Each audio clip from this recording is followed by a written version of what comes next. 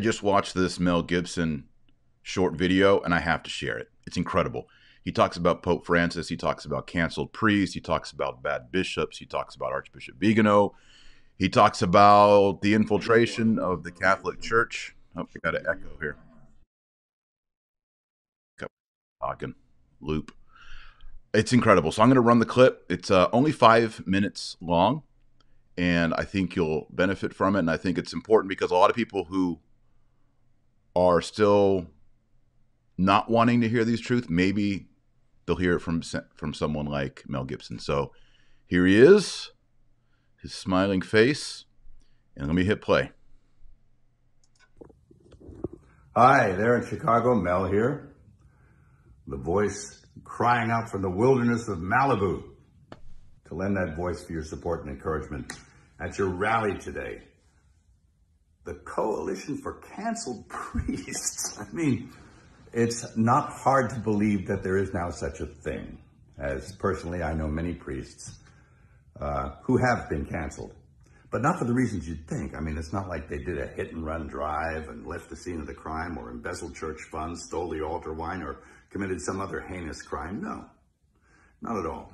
And who's persecuting them? Well, their own bishops. How's that? Yep. Who are they? Well, they're a pack of men who generally passively sit by and tolerate any kind of nonsense. But if one of their priests utters something that resembles orthodoxy, well, then they spring into action, they reprimand him, and they bully him and do their best to cancel him. And they succeed. They drum him out of the service, you know. Off he goes. I'm really sorry about that. That's a grave injustice, and it's kind of white martyrdom.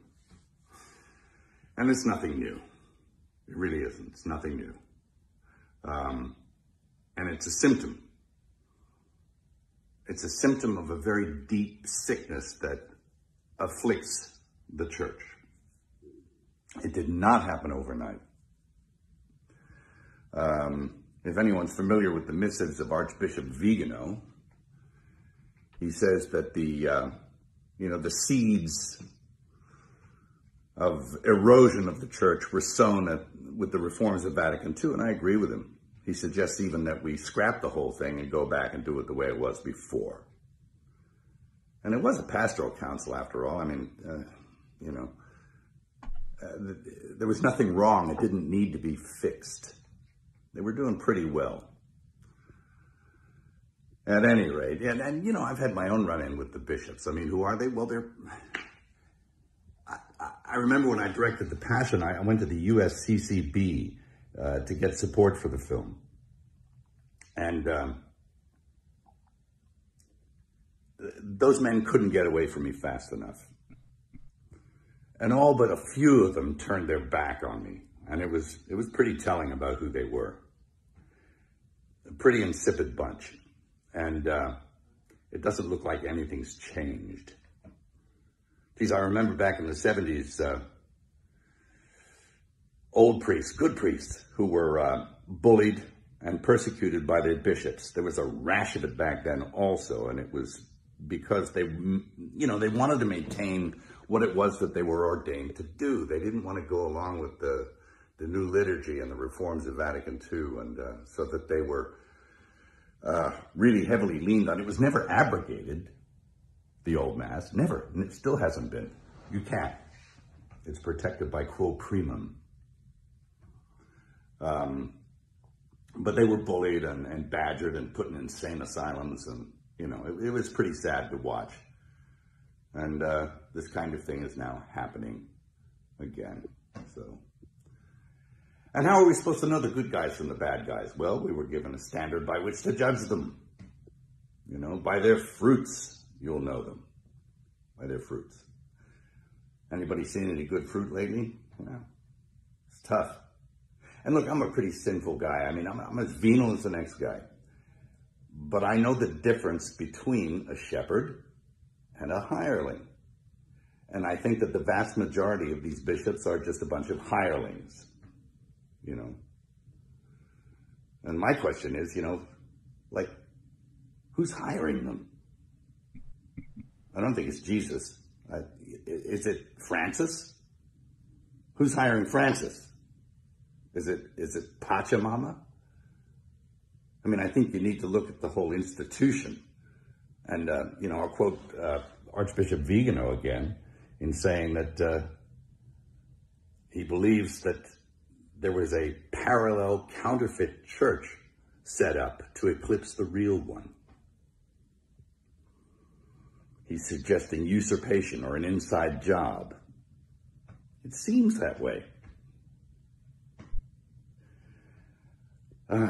Anyway, of course, we know the gates of hell will not prevail against it.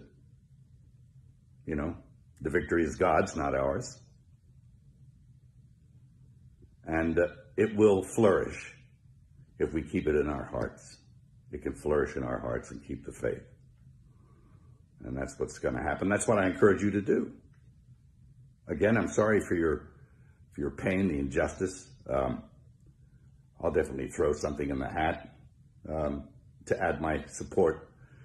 And God keep you and God bless you. Thank you. I mean, how cool is that? Thank you, Mel Gibson. That's great. A lot of people, it's difficult to say, I believe in one holy Catholic and Apostolic Church, and then look around at what's going on in the church. It creates in us a cognitive dissonance. How do we understand these things? People don't even want to look into it. And I don't think any of us have the full answers on how to work it all out, but obviously something bad is going on. Priests canceled, bishops as hirelings. He talks about Francis. He talks about Vigano. He talks about the inside job. I was really hoping he'd say the word infiltration, but he didn't. Anyway, thanks, Mel Gibson. Y'all have a great weekend. I just want to share that video with you, and maybe you can share it with someone who needs to see it. I think it's encouraging. I like it. So pray the rosary every single day, and we will close with we'll do the Hail Mary in Latin. Oremus nomini Patris et Filii et Spiritus Sancti. Amen. Ave Maria, gratia plena, Dominus tecum, benedicta tu in mulieribus, et benedictus fructus ventris tui, Iesus. Sancta Maria, Mater Dei, or pro nobis peccatoribus, nunc et hora mortis nostrae. Amen. Nomini Patris et Filii et Spiritus Sancti. Amen. All right, friends.